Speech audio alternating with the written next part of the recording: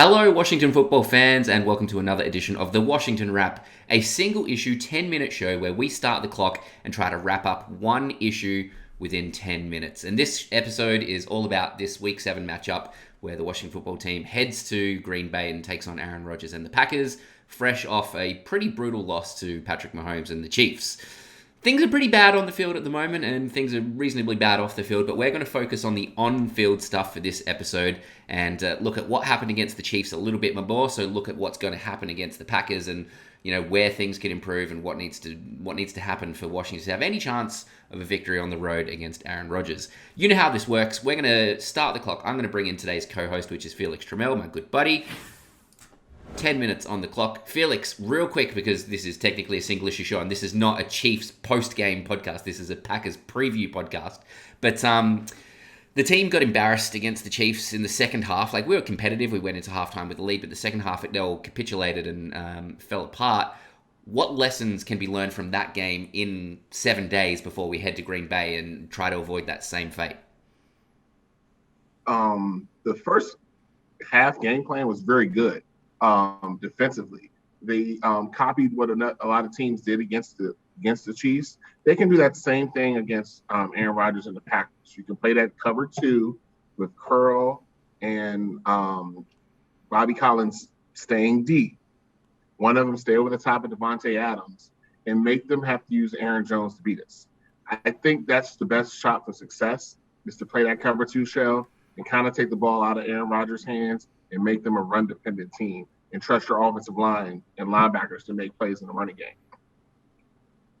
So, I mean, I couldn't agree more. So then let's focus on what we're going into Green Bay with in terms of the players who are going to be available.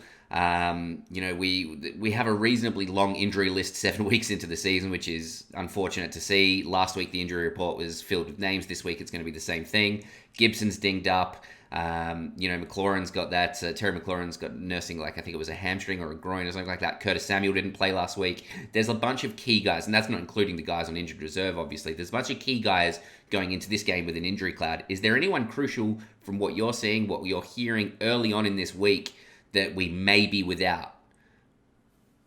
I don't think Cosby makes it back this week. He would be beneficial for two reasons. One, he was playing as one of the best right tackles in the game.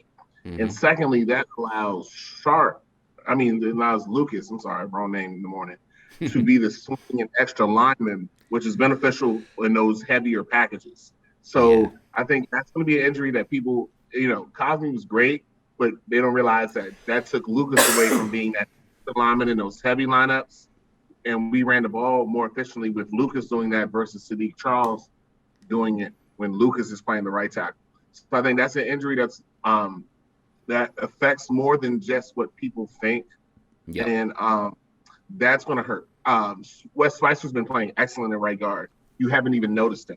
Yep. So that's exactly what you want out of a right guard. So I think the Cosby injury is the one that worries me a little bit more than any of the other ones. I believe Gibson will play, but they need to use Jared Patterson.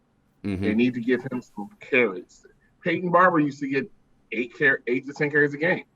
Jared Patterson can get the same thing. Mm-hmm. It's I couldn't agree more. And there's depth to the weapons that Washington has, and we've only said I feel like we've only scratched the surface through the first 6 weeks with guys like Patterson, even with guys like Ricky Seals-Jones, who's had a good touchdown, had a good couple of catches, but since Logan Thomas has gone down, we haven't really seen him take that, he's taken a step, but I want to see him take a bigger step because I think he's capable of more than we've seen so far. Now, some of that is on these guys individually, and some of that is on Heinicke, who just hasn't been able to get the ball to these guys, whether it's, he is throwing interceptions 3 feet away to defensive linemen, or he's overthrowing or underthrowing guys, or he's just not seeing the field well enough and, moving the ball. Heinicke probably, I think it's safe to say, the biggest game of his career in Green Bay this week, not including going up against Tom Brady in the playoffs. The biggest game of his season this year, I guess, let me rephrase, because the narrative is swinging against him now. You see on Talkback Radio in the DC area, fans are now, there's an undercurrent of fans calling, well, maybe Kyle Allen will give us more of a chance. By the way, I don't think he will. I don't think Kyle Allen is the answer. I think if we see Kyle Allen this year, things have gone really bad. I think you stick with Heineke until Fitzpatrick is ready, if he's ready. And remember, I said at the start when Fitzpatrick got injured, I don't think we'd see him this year. I think that hip injury is worse than people realize, especially for a guy at Fitzpatrick's age. We'll see if that ends up being right. We haven't really heard one way or another from Fitzpatrick. He's sort of been the quiet, hidden, invisible man on injured reserve, and that's fine. We don't need a Russell Wilson type situation where he's going to the huddle and coin toss for overtime while on injured reserve. That was a bit strange. The point I'm making about Heineke, though, is we've seen some good, we've seen some bad, and we've seen some very, very mediocre in the middle. The good is good, the bad is bad. The mediocre needs to swing in the pendulum for that needs to swing more towards the good than the bad. At the moment, it feels like it's trending towards the bad. I think we can salvage him though, right? We can. This is not over for Heineke, and he can still play well enough. And a big win against someone. Oh, we've lost you. A big win. Let me go solo box for a second. A big win against someone like Aaron Rodgers does a huge service in terms of changing that narrative. Felix will rejoin us in a second, I think. So what that tells us about Heineke at the moment is that there's still time for him to change the story about him and control his own destiny. Him going into Green Bay, and whether it's a defensive battle, whether it's an offensive shootout, however it happens, if Heineke can win, even though wins are not all on the quarterback, and I don't believe in quarterback wins as a stat, if Heineke can win, then Heineke can turn a win in Green Bay into another contract, whether it's with Washington or not. Heineke, we've seen backup quarterbacks become journeymen throughout the NFL. We've also seen backup quarterbacks start for multiple games for a team in a year and then not be on a roster the following year because of how things went. And I think Heineke is on that precipice at the moment. So this is all a roundabout way of trying to say, I think there's a lot of pressure on Heineke's shoulders this week against Green Bay. I hope that, to steal a catchphrase from a former Washington football team quarterback, I hope we have a case of no pressure, no diamonds, and we don't see Heineke turn into a lump of charcoal this week. Looks like we've lost Felix, but we've only got 3.5 minutes to go, so I'm gonna keep talking about some things that I'm going to be looking for from the Green Bay game this week. Antonio Gibson, I think, would love it if this week was the bye week because he is dinged up. He's going to be on the injury report all week again, and then it'll be an Adam Schefter Saturday night 3 a.m. tweet. Antonio Gibson expected to play this week. I think that's what we're going to see again. So if you have him in fantasy, I think you can feel confident in starting him this week. But the problem is he's a couple of bad hits away from missing time, because such is the nature of the way he's dinged up. So Washington needs a big game from Antonio Gibson. He has been one of the best 10 running backs in football this season.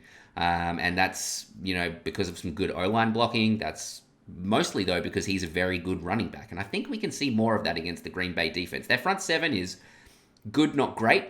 Their run, I don't have the numbers here in front of me, unfortunately. I looked at it earlier. Their run defense, I think, was something like 18th in the NFL. So it's right in the middle. And it was on the lower end of the middle. So he's going to have opportunities. There's going to be gaps. I think this is the kind of week where we'll see Antonio Gibson bust out a long 40, 50-yard run. Whether or not he makes into the end zone is up to him and the situation of the game. But I feel like Antonio Gibson is going to break that 100-yard rushing mark this week. And I also feel like he's going to... I feel like for whatever reason, he's going to have the biggest game of the 2021 season for him against Green Bay. Let's hope we're right. Of course, we're in the 2-minute warning now for this episode. The biggest factor of whether or not Washington wins or loses this game is going to be Aaron Rodgers. And if he's going to have the exact same thing happen for him that has happened for so many quarterbacks who have faced the Washington football team defense this year, which is there's coverage blowouts and there's guys open 20 yards, 30 yards, 40 yards down the field, and you turn around and there's Landon Collins, there's William Jackson, there's Bobby McCain thinking someone is there to help, and they're all alone and they're watching an opposition receiver stream into the end zone wide open. If we can take that away from Aaron Rodgers, which is extremely hard to do in terms of containing Aaron Rodgers, but if we can take those options away from Aaron Rodgers, then this suddenly becomes a much closer game, because I feel like those back-breaking blown coverage situations, I'm losing my words here without Felix, have really been a huge contributing factor to the losses for Washington this year. Obviously, that's a bit of a Captain Obvious statement, but what I mean by that is sometimes we've been close and momentum could go one way or the other, and those things happen at those inopportune times, and that's when we've seen momentum go against us. So if we can take those away, I think that's a very good thing for our chances against the Green Bay Packers. Pardon me. Lingering cough from being unwell last week. It's not COVID. The last thing I want to say with 30 seconds left on the clock is that our front seven, and specifically guys like, our front four, Chase Young, Montez Sweat, Jonathan Allen, Deron Payne, need to have the biggest game of their year as well, because Aaron Rodgers, we know how good he is. We know, coming off that win in Chicago, he's got a bit of media. He's starting to feel a bit good about himself. He's going to be dangerous against us. And if we give him time, it doesn't matter how good our coverage are. People are going to get open. So we need some coverage sacks against Aaron Rodgers. I don't predict scores. That's not what I do. But I'm saying if our front four, Chase Young and Montez Sweat, can have a big day, I don't think the Packers are going to score more than 21, 22 points. Time is up. Let's see if that holds true. Unfortunately, Felix lost his internet halfway through recording this, but we continue on anyway. Sorry you had to hear so much of my voice. You can find me on Twitter at ChadwicoTWW. You can find the Washington Wrap on YouTube and Facebook and Instagram. Although Instagram's been a little bit weird for us the past week. It's not letting us upload videos, and I'm not sure why. But once we get that sorted out, we'll upload all those here. And of course, you can find the Washington Wrap everywhere you get podcasts. If you're listening to us on Apple Podcasts, leave us a review and a rating. If you're listening to us on Spotify, make sure you subscribe, make sure you rate us. If you're listening to us on Stitcher or Pocket Cast or anything like that, same thing. Subscribe, leave comments, leave ratings, leave reviews, leave tweets to us on Twitter, comment on Facebook, and comment on YouTube, and subscribe on YouTube as well. It really helps us out. Thanks for watching or listening, however you've engaged with this, and we'll see you for our next episode.